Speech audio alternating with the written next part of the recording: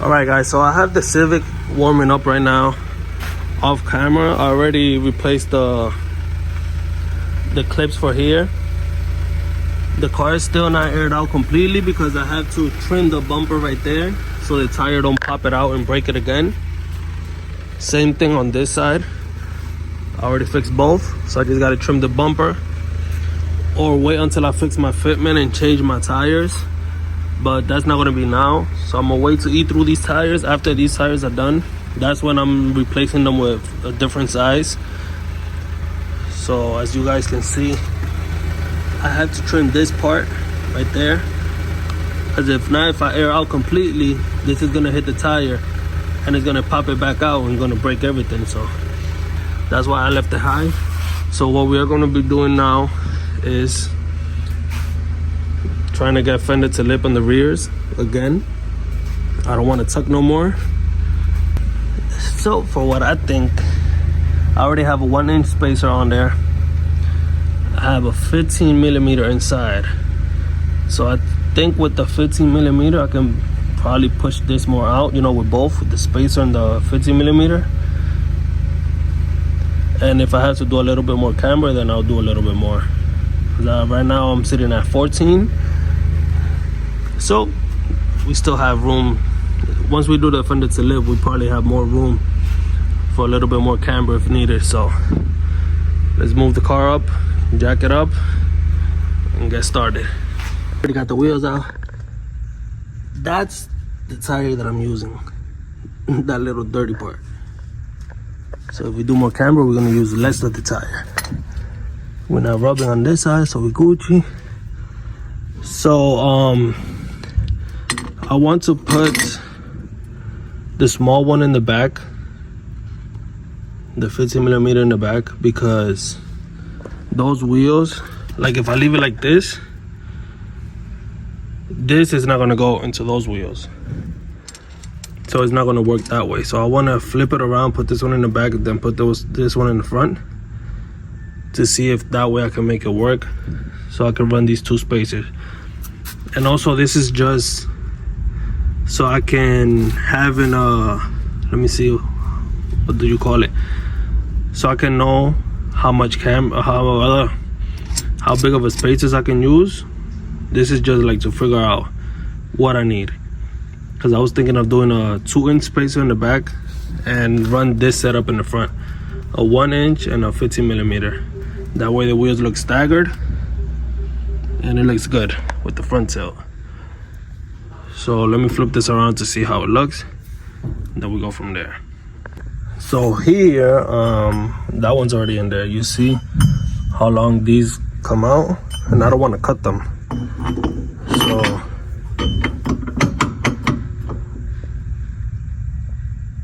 you see, that's how it sits. So probably with a 20mm and a 1-inch, it'll probably sit in better than this, but I'm still gonna put this on like this. So don't do this at home. Don't do nothing that I'm doing here, and if you do it at your own risk. I'm not responsible for anything that happens to your car or to you because you're doing this. I already told you not to do it, so don't do it. All right, so that side, this side's on. This is the amount of poke we have right now. This is the before, and this is the after. So I'm going to lower the car now, and we are going to see what we get. This is the car on the ground. I kind of want a little bit more poke, so probably a 2-inch will do it. 2-inch spacer in the back. Yeah, before and after. So I can't show you guys the process of airing it out while I do it here through the button. So I guess I'm gonna have to do it little by little, since I can't record and do it at the same time on my phone. So this is how the car looks in the back. completely aired out. That's where it sits, right there. Don't mind the scratch. That was before when I was tucking, that it hit this and it scratched it. If you guys see my other videos, you guys know. So yeah, I guess that's how we're gonna have to leave it for now until I change the tires. When I change the tires, because these are 215/40s, so I'm going down to 205/40 for more of a stretched tire. That way I'll have a little bit more room, then I can pop the wheel out a little bit more. So probably when I do that, that's when I'll go up to the 2-inch spacers. That way I can see if I can have this lip pop out a little bit more. And you know, the front is not aired out completely, so that's why the car looks kind of weird, but she looks good. It looks more aggressive in the back. It looks way wider than the front. As you can see, the front, and then in the rears, it's all the way popped out. And you guys can see back here the difference. Spacer and a smaller spacer. You see it's even tucking on this side, so the wheel went all the way in. As you can see, the car is like slanted to this side. Then this side, see how aggressive it looks from the back? That's how I like it. Yep, that's what we're gonna end up doing. So now I gotta figure out the spaces that we need in the front, but for that I have to do after I do the tie rods and the ball joint extension, which is basically like a lower control arm extension. Because if you guys follow me on Instagram, you guys know I have axle binds, so I have to extend my lowers, and that way we can do a little bit more camber, which it already looks like it has way more than the rears, as you can see, but it is what it is. Gotta do what you gotta do. And of course, now we have more clearance, which gives us more room for a little bit more camber if I want to do a little bit more camber. And if I do the 2-inch spacers, I can still do more camber, which will I'll probably have space for around negative 18-ish, 20-ish. Because right now I'm at 14. Here I have clearance, which will give me up to like 17.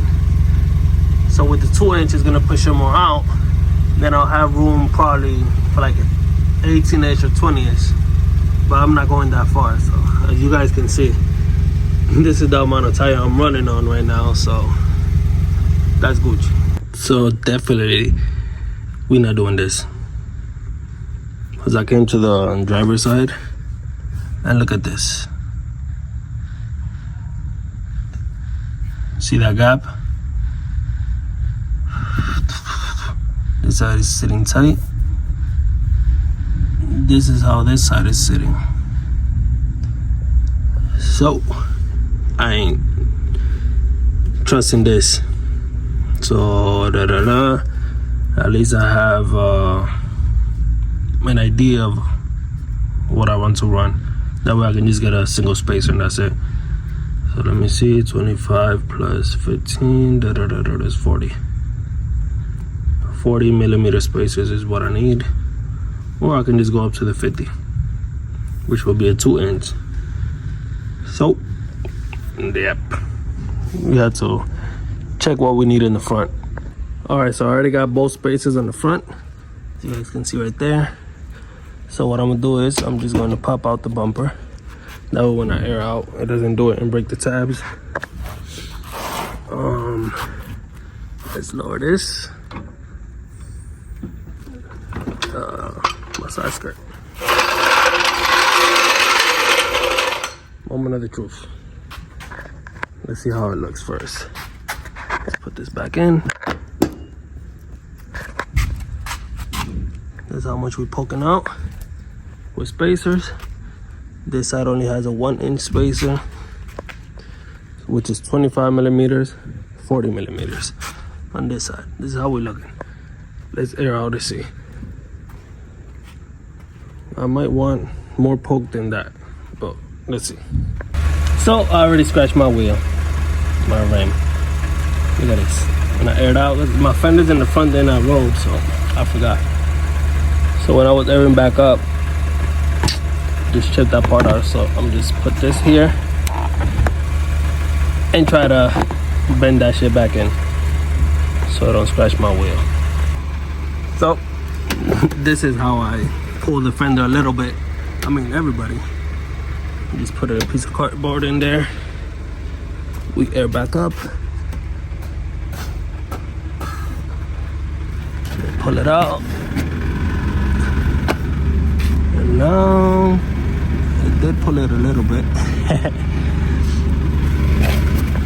So this is how she's looking, but I want more poke than that. So as you guys can see, this is how it sits. So I'm gonna just end up getting a 1-2 inches spacers in the front.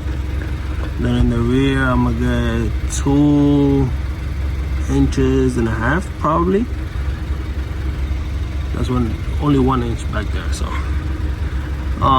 yeah, probably a 2-inch spacer. It'll poke out a little bit more, or if not, I'm gonna have to go higher, because I know once I do the lowers, it's gonna push this more out. So I'm gonna definitely need more rear camber, so the front doesn't look like I have a lot. But yeah, this is the front. On this side, 40 millimeters, 25 millimeters.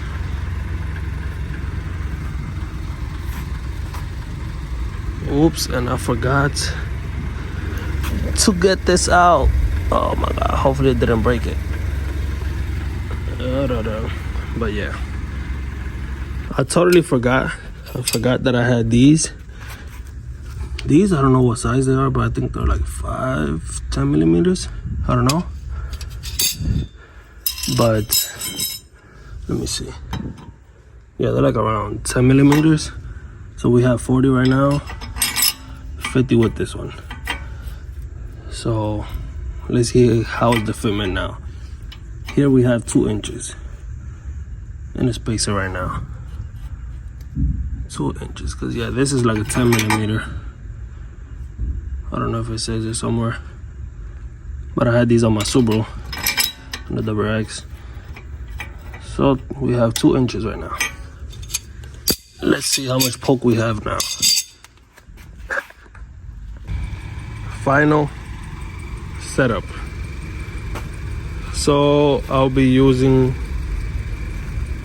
50 millimeters in the front, and in the rear I'm gonna do around 60 millimeters, which is gonna be 2 inches and a spacer of 10 millimeters, or probably a 15, so it'll be 65 millimeters in the back. I'm gonna do a little bit more camber, of course, but the front is gonna stay with a 2-inch spacer, so we can have it like this. I can go down a little bit, but it already scratched my wheel, my rim right there again, because it goes down a little bit more, but I can stop it there. I can raise the strut, so I can just stop right there.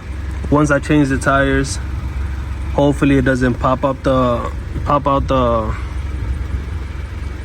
bumper, because right now I can't even put the bumper in because it's already hitting. So once I change the tire, trim the bumper, we might be good, but we'll figure it out. So yeah, that's 2 inches and 1 inch. It's not all the way down because I don't want it to break the bumper. I can still pop it out. I just pulled it out so it don't break it. But yeah, that's the plan that we're going to be doing once we do the front camber, the lowers, and the tie rods, so we can drive the car. As mentioned, we have axle bind right now, so I can't drive low or any of that. So that is it, guys, for today's video. That's going to wrap up today's video of showing you guys how to test fit spacers and figure out how to fix your fitment. Of course, there's other ways to do it. They sell those little brackets that you can measure it measures like a wheel, whatever. You can pull it out, you can pull it in, offsets, wheel size and everything. But if you have spacers laying around, you can get it done this way, or you can just eyeball it and figure it out that way. But since I have all these spacers laying around, I just made it work that way. So that's how we figured out how we're going to do it.